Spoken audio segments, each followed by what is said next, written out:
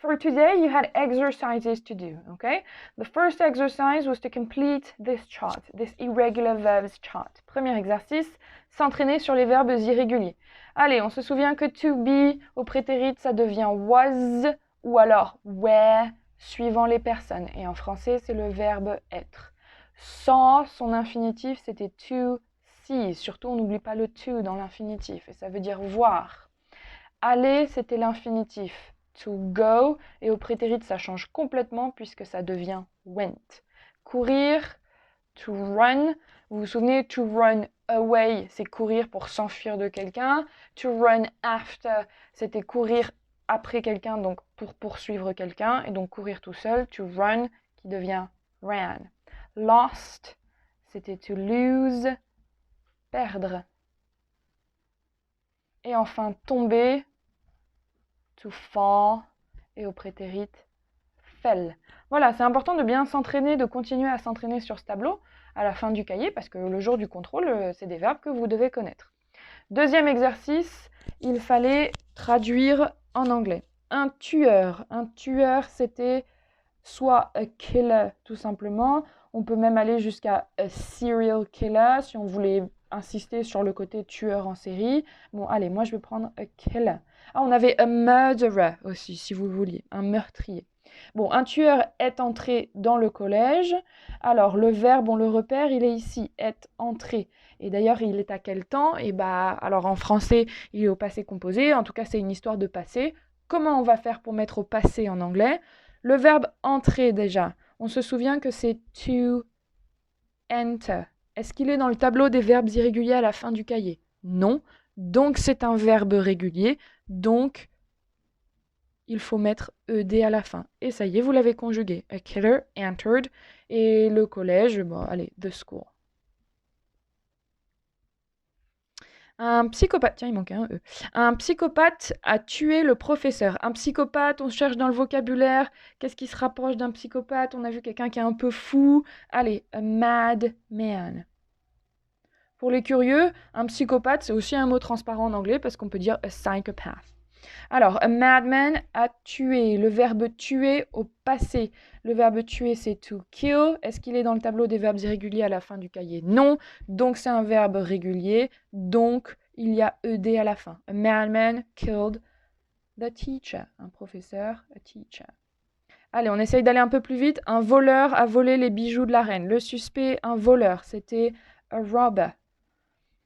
A voler, le verbe voler, c'est to steal. Lui, il est dans le tableau des verbes irréguliers. Il a une forme spéciale, c'est stole. Les bijoux de la reine. The queen's. Ça marque la possession. The queen's jewelry. On se souvient, ça on le connaît comme mot de vocabulaire. Et on termine. Un fou est entré dans le collège, a attaqué les professeurs, puis s'est enfui. 3 actions. Un fou, a madman. Est entré. Tiens, on l'avait déjà traduit ici, on n'a plus qu'à reprendre. Entered, le collège, the school. Deuxième action, a attaqué. C'est un mot très transparent. To attack, il est régulier. Donc, ed à la fin. Attacked the teachers. Puis s'est enfui. Le verbe s'enfuir, vous vous souvenez, to run away. C'est un verbe irrégulier, il a une forme spéciale et c'était and ran away. A madman entered the school, attacked the teachers and ran away. Parfait.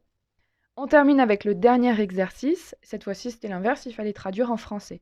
Yesterday, I went to the park. I saw a robber with a mask and a gun. Yesterday, hier. Ensuite, on essaye de séparer la phrase. Là, il y avait un point. I went to the park. Le verbe, il est où? Went, on se souvient que c'est la forme spéciale du verbe irrégulier to go. Et to go, ça veut dire aller. Il est au prétérit, donc je dois dire hier, je suis allée, par exemple. Si moi, je suis une fille, allez, je suis allée et eux au parc. Il se passe quelque chose après. I saw a robber. Saw, c'est le verbe voir au prétérit. Donc en français, c'est voir au passé. J'ai vu quoi? A robber, un voleur. with a mask and a gun. Avec, mot transparent, un masque et gun, vous connaissez, un revolver. J'ai vu un voleur avec un masque et un revolver. Et on termine. Last week, a madman came to my house and entered. He robbed my TV and my computer. Last week. Week, c'est la semaine. Last, c'est dernière. Donc la semaine dernière.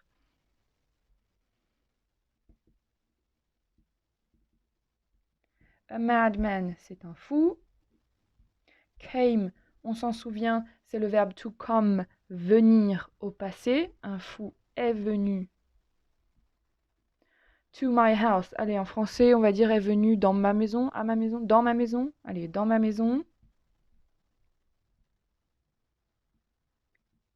And entered, on se souvient, c'est to enter, entrer au prétérit. Donc, un fou est venu dans ma maison et est entré. He robbed, d'accord? Le verbe to rob, c'est un synonyme de to steal. Vous voyez, ça ressemble beaucoup à robber. C'est l'action que fait un voleur. Donc, c'est voler. He robbed my TV. Il a volé ma télé.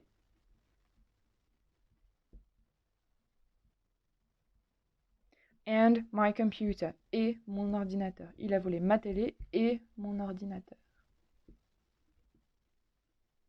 Et voilà pour les exercices. Let's finish with homework. Homework for next time is vocabulary, okay? You absolutely need to refresh your mind on vocabulary. Je sais que vous l'avez déjà fait la dernière fois.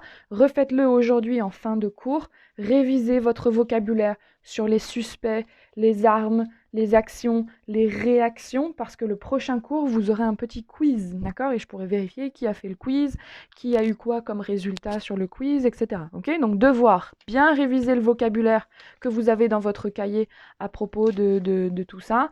Et pour la prochaine fois, ça vous servira pour faire un quiz.